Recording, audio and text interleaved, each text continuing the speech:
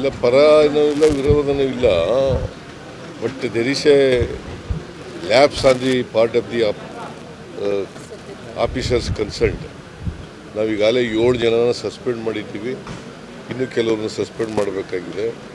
ಇವತ್ತು ಹೋಮ್ ಮಿನಿಸ್ಟ್ರಿಗೆ ಹೇಳಿದ್ದೀನಿ, ಅಲ್ಲಿ ವಿಸಿಟ್ ಮಾಡಿ ಯಾರು ಇದಕ್ಕೆಲ್ಲ ಅವಕಾಶ ಮಾಡಿಕೊಟ್ಟಿರ್ತಕ್ಕಂಥವ್ರು ಯಾರು ನೋಡಿ ಅವ್ರ ಮೇಲೆ ಕ್ರಮ ತಗೋಬೇಕು ಅಂತ ಹೇಳಿದ್ದೀನಿ.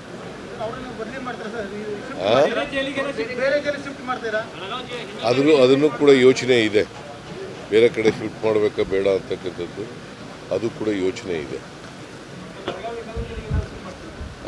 ಇದು ಅಧಿಕಾರಿಗಳ ಮಟ್ಟದಲ್ಲಿ ನಡೆದಿರ್ತಕ್ಕಂಥ ಕೆಲಸ. ಬಹುಶಃ ದುಡ್ಡು ತಗೊಂಡು ಮಾಡಿದಾರ ಏನು ಕಥೆನೋ ಗೊತ್ತಿಲ್ಲ, ಎಂಕ್ವೈರಿ ಮಾಡಿಸ್ತೀವಿ. ಬಟ್ ಈಗಾಗಲೇ 7 ಜನರನ್ನ ಸಸ್ಪೆಂಡ್ ಮಾಡಿದ್ದೀವಿ. ಇನ್ನು ಯಾರು ಸೀನಿಯರ್ ಆಫೀಸರ್ಸ್ಗಳಿದ್ದರೆ ಅವ್ರನ್ನೂ ಕೂಡ ಸಸ್ಪೆಂಡ್ ಮಾಡ್ತೀವಿ.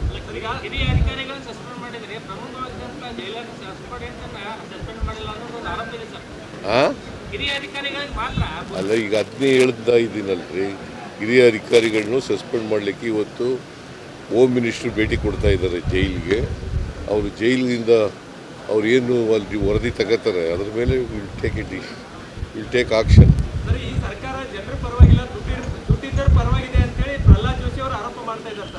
ಪ್ರಹ್ಲಾದ್ ಜೋಶಿ ಅವರು ಸರಿಯಾಗಿ ಕೆಲಸ ಮಾಡ್ತಾ ಇದ್ದಾರೆ.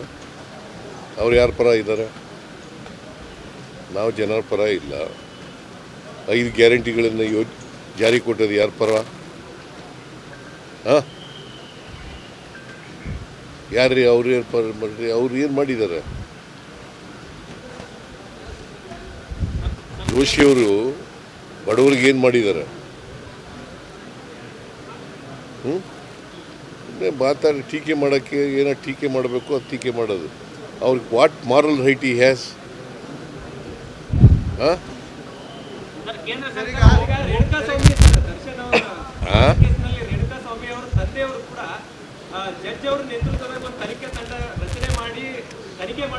ನೋಡ್ರಿ, ಇವತ್ತು ಹೋಮ್ ಮಿನಿಸ್ಟರ್ ಅಲ್ಲಿ ಹೋಗ್ತಾ ಇದ್ದಾರೆ ಜೈಲಿಗೆ. ಅವ್ರು ಹೋಗಿ ಪರಿಶೀಲನೆ ಮಾಡಲಿ. ಅವ್ರಿಗೇನು ಅವ್ರಿಗೆ ರಿಪೋರ್ಟ್ ಬರ್ತದೆ ಅದರ ಮೇಲೆ ವಿಲ್ ಟೇಕ್ ಆಕ್ಷನ್.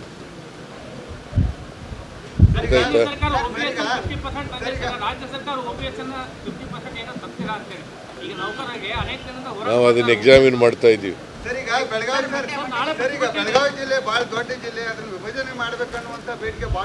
ನಾನು MLA ಜೊತೆ ಎಲ್ಲ ಮೀಟಿಂಗ್ ಮಾಡ್ತೀನಿ. ಗೃಹ ಇಲಾಖೆನ ಒಂದು ರೀತಿ ಅನುಮಾನದಿಂದ ನೋಡೋ ಪರಿಸ್ಥಿತಿ ಆಗಿದೆ. ಈ ಒಂದು ಇನ್ಸಿಡೆಂಟಿನಿಂದ ಇಡೀ ಇಲಾಖೆನೇ ಅನುಮಾನದಿಂದ ನೋಡ್ತಕ್ಕಂಥದ್ದು ಅವಶ್ಯಕತೆ ಇಲ್ಲ. ಗೃಹ ಇಲಾಖೆ ಒಳ್ಳೆ ಕೆಲಸಗಳನ್ನು ಕೂಡ ಮಾಡಿದೆ.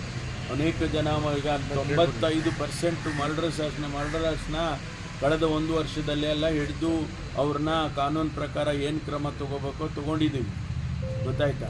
ಆಮೇಲೆ ಎಲ್ಲ ಒಳ್ಳೆ ಕೆಲಸಗಳನ್ನು ಕೂಡ ಅನೇಕ ಒಳ್ಳೆ ಕೆಲಸಗಳನ್ನ ಪೊಲೀಸ್ ಇಲಾಖೆಯವರು ಮಾಡಿದ್ದಾರೆ. ಎಲ್ಲವೂ ಕೂಡ ಪೊಲೀಸ್ ಇಲಾಖೆಯಲ್ಲಿ ಕೆಟ್ಟದ್ದು ಅಂತೇಳಿ ಅಂದ್ಕೊಳ್ಳೋ ಅಗತ್ಯ ಇಲ್ಲ.